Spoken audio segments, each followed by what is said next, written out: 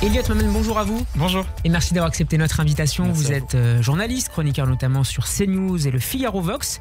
Vous suivez notamment la politique américaine. Quelques heures après l'annonce par le Hamas du report de la prochaine libération d'otages prévue samedi, Donald Trump a promis un véritable enfer au groupe terroriste si tous les captifs n'étaient pas délivrés d'ici samedi midi. Ultimatum rejeté par le Hamas dans la matinée. Elliot Mamel, jusqu'à quel point d'abord cette menace doit-elle être prise au sérieux ? C'est toujours compliqué avec Donald Trump parce qu'en effet, il le soutenait d'ailleurs dans son livre publié il y a plusieurs décennies, L'Art du Deal. Donald Trump n'hésite pas, lorsqu'il entreprend une négociation, d'émettre des propositions absolument outrancières, il le dit lui-même, qui n'ont rien à voir avec la solution vers laquelle il souhaiterait aboutir en définitive, mais qui...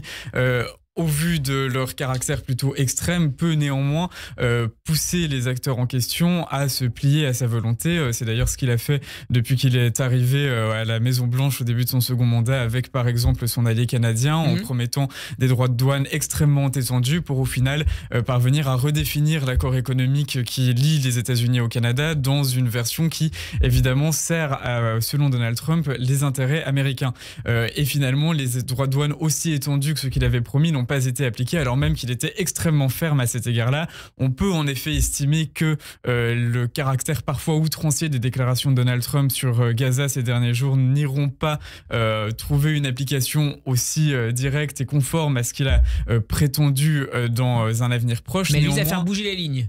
Absolument, je pense qu'il souhaite faire bouger les lignes. Je pense que dans sa vision des choses, les États-Unis devraient se désintéresser du chaos mondial de manière générale, tout en servant en réalité leurs intérêts. Et de toute évidence, la situation à l'heure actuelle au Proche-Orient ne sert absolument pas les intérêts américains. Et donc, s'il souhaitait en définitive se désengager, ce serait après avoir réussi à redéfinir un peu les cartes dans une vision des choses qui pourrait plus ou moins servir les intérêts israéliens, donc américains en définitive. Et en tout cas, ne pas laisser la situation humanitaire telle qu'elle est à l'heure actuelle. Et il a fixé un objectif extrêmement élevé, plus élevé encore que celui défini par les Israéliens, par le Hamas et par les médiateurs, à savoir la libération, je le disais, de l'ensemble des otages, une manière d'écarter par conséquent l'échelonnement des libérations qui était prévu sur 2 phases. Oui, c'est de toute évidence quelque chose qu'il souhaiterait obtenir. Je dirais qu'il y a 2 choses. D'abord, par rapport aux menaces de représailles qu'il peut garantir au Hamas s'il ne se plie pas aux exigences de Donald Trump, il a tout de même été extrêmement flou. Lorsqu'on l'interroge sur la possibilité pour Israël d'entreprendre une véritable action militaire encore plus massive que celle qui a déjà pu être mise en place, il a dit « vous verrez ». Donc il est resté assez flou sur la question. Est-ce que les États-Unis pourraient même s'engager plus directement sur le terrain. Ce qui contribue aussi souvent à la dissuasion. Bien sûr, de toute évidence, et par ailleurs, il accepte aussi que le Hamas a entrepris une véritable opération de guerre psychologique. On l'a déjà suffisamment dit, mais ce qui s'est passé ces derniers samedis est quand même hautement significatif, me semble-t-il, et dépasse encore ce que le Hamas a pu faire comme volonté de torturer psychologiquement l'intégralité de la société israélienne, puisque l'on a vu que les premiers otages qui ont été libérés il y a un peu moins d'1 mois étaient d'apparence physique plus ou moins saine, qu'il y a eu une détérioration progressive ces 2 derniers samedis. Ce à quoi on a assisté samedi dernier était quand même particulièrement inquiétant. Et là, si le Hamas menait à bien sa menace d'interrompre soudainement la libération des otages, on se dit dans quelle situation sont déjà les otages qui restent encore détenus par le Hamas et dans quelle situation seront-ils s'il devait y avoir des retards. Et en un sens, par rapport à ce caractère particulièrement inhumain de l'entreprise des négociations par le Hamas, Donald Trump répond par une virilité qui sied plus ou moins à la région en disant mais si vous allez plus massivement dans l'avancée de ces négociations, moi aussi j'ai une marge de manœuvre qui devrait particulièrement vous déplaire. Et il y a juste un dernier élément, Donald Trump a une fois encore promis l'enfer à la région si le Hamas ne se pliait pas à ses exigences. Je vous rappelle qu'il avait déjà employé ce même terme d'enfer il y a environ 1 mois lorsque finalement cet accord en plusieurs phases a pu être trouvé.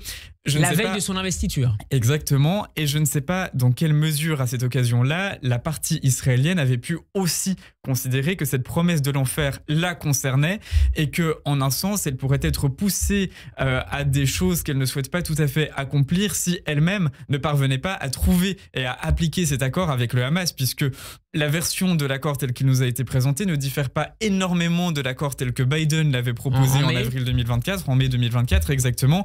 Et pourtant, alors à l'époque, Israël avait estimé que la plupart de ses exigences n'étaient pas remplies, n'étaient pas reconnues par cet accord-là. Donc il y a eu aussi des pressions qui ont été exercées sur la partie israélienne. Mais là, les dernières déclarations de Donald Trump, elles sous-entendent également que le président américain ait pu donner son aval à l'armée israélienne pour aller plus loin, pour reprendre une partie de ses opérations. Oui, absolument. En tout cas, de toute évidence, il y a la promesse plus ou moins matérialisée qu'une représaille massive et éventuellement d'ordre militaire pourrait être mise en place. Accompagnée d'ailleurs de la reprise de livraison d'armes qui avait été bloquée sous l'administration Biden. Oui, et d'ailleurs, il y a déjà eu une livraison d'armes assez significative qui a été consentie par les États-Unis depuis la reprise en main par Donald Trump, là où en effet Biden souhaitait éventuellement continuer la livraison des armes qui étaient purement défensives, mais limiter de toute évidence les capacités d'offense de l'armée israélienne.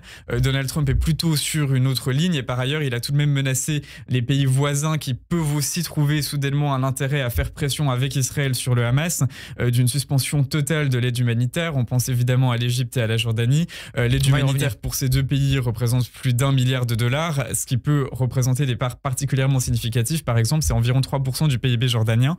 Donc, il peut aussi y avoir une pression diplomatique sur l'intégralité de la région qui, finalement, va trouver des intérêts communs avec Israël. Elliot Maman, Donald Trump a partagé hier son émotion, vous l'évoquiez tout à l'heure, devant la diffusion samedi des images de libération d'Or Lévy, d'Eli Charabi et d'Ouad Ben-Ami.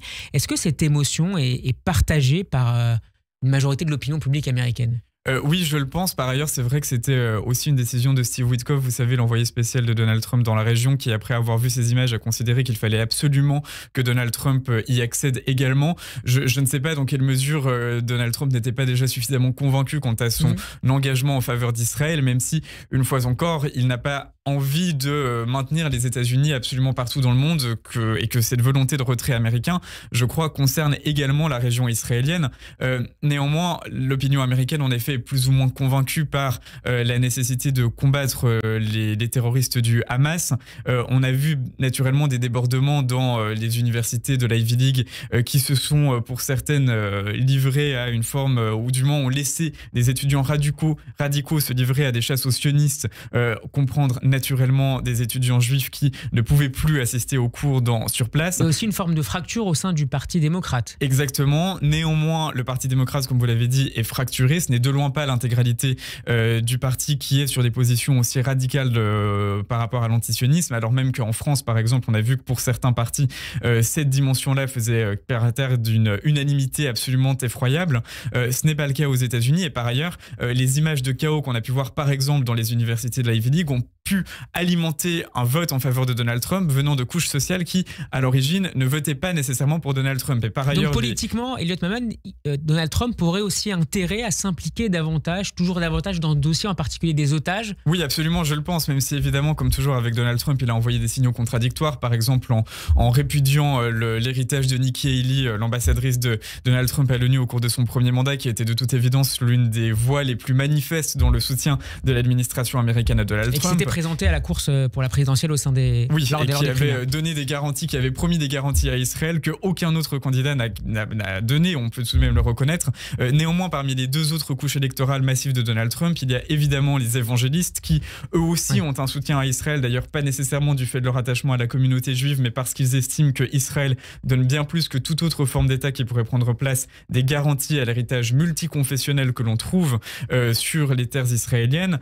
Il y a également un électorat conservateur classique qui a intérêt à la stabilité dans le monde et des intérêts israéliens, et même une partie de l'électorat juif qui est traditionnellement plutôt acquis au Parti démocrate aux États-Unis, mais qui en l'occurrence a en effet estimé que les garanties diplomatiques que le Parti démocrate était supposé leur donner n'étaient absolument plus remplies par la candidature de Kamala Harris et l'État dans lequel se trouvait cette formation politique. Alors Donald Trump persiste et signe également sur son projet de migration des Palestiniens de Gaza. Dans cette interview à Fox News diffusée hier soir, il a déclaré que les Gazaouis se verraient attribuer un endroit permanent, je le cite, et qu'ils ne seraient pas autorisés à revenir à Gaza. En d'autres termes, je parle de leur construire un endroit permanent parce que s'ils doivent revenir maintenant, il faudrait des années avant qu'ils puissent le faire. Ce n'est pas habitable, a précisé le chef d'État américain. on est là dans un changement total de paradigme. Oui, absolument. Et je pense tout de même que le caractère très brutal de ces propos renvoie aussi à l'outrance à laquelle Donald Trump peut se livrer en cours de négociation.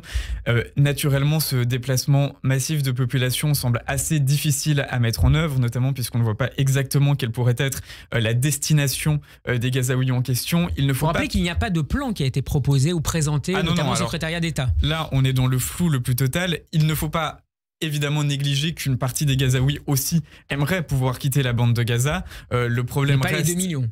Non, pas les 2 millions de toute évidence, d'autant qu'il y a aussi un nombre important de terroristes qui souhaiteraient plutôt pouvoir continuer leur opération à l'encontre d'Israël.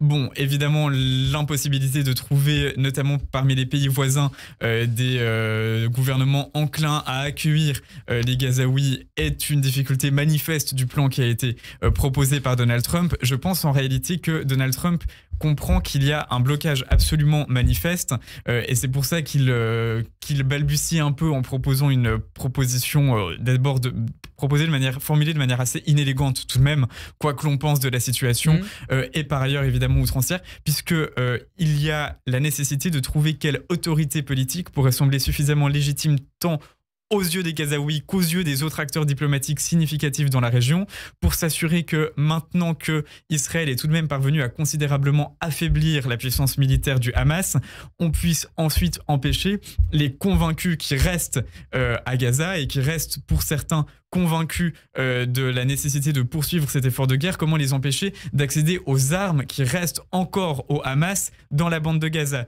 Certes, le Hamas n'est plus cette cellule extrêmement bien organisée d'un point de vue très vertical qui est capable d'entreprendre des actions massives du jour au lendemain. Néanmoins, il reste des cellules terroristes disloquées sur l'intégralité de la bande de Gaza qui, elles, peuvent encore bénéficier d'une capacité de nuisance absolument massive. Et de toute évidence, la possibilité d'un retour d'Israël à Gaza est absolument écartée, d'ailleurs tant par les Américains que par une partie importante de l'opinion israélienne. On ne saurait se satisfaire d'une autorité palestinienne qui est absolument impuissante là où elle prend place. Et donc, il faut une nouvelle solution politique pour superviser Gaza. Et en réalité, dans ces propositions-là, je pense que c'est ce vers quoi Donald Trump veut aboutir. C'est-à-dire, de toute évidence, vous ne voulez pas de la présence israélienne, vous ne voulez pas non plus d'une présence américaine. Alors, que peut-on faire puisque je ne vais pas vous laisser continuer dans cette impérie qui, à l'heure actuelle, gouverne Gaza? Alors, Donald Trump qui avait proposé, qui a maintenu sa volonté de prendre le contrôle de la bande de Gaza, de la racheter même, et il a maintenu hier que la Jordanie et l'Égypte accueilleraient bien ces réfugiés palestiniens, sous peine de voir leur aide versée par les États-Unis suspendue. Donald Trump en parlera très certainement tout à l'heure avec le roi jordanien Abdallah II, qui est en visite à Washington. Il a de quoi faire plier à la fois Amman et le Caire.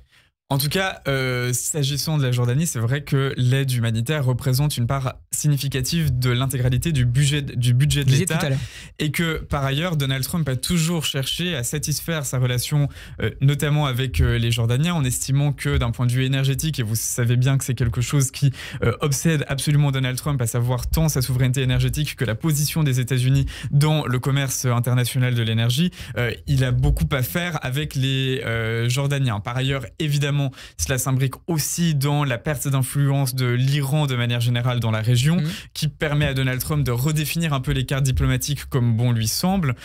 Et donc, c'est toujours compliqué de dire, alors même que Donald Trump ne présente pas exactement quelle est sa volonté, de dire s'il va véritablement pouvoir faire plier l'un ou l'autre de ses acteurs. Quoi qu'il en soit, il a de toute évidence envie d'user de cette diplomatie du rapport de force qui est la sienne, afin de parvenir à ramener un certain nombre d'acteurs dans son sillon à lui.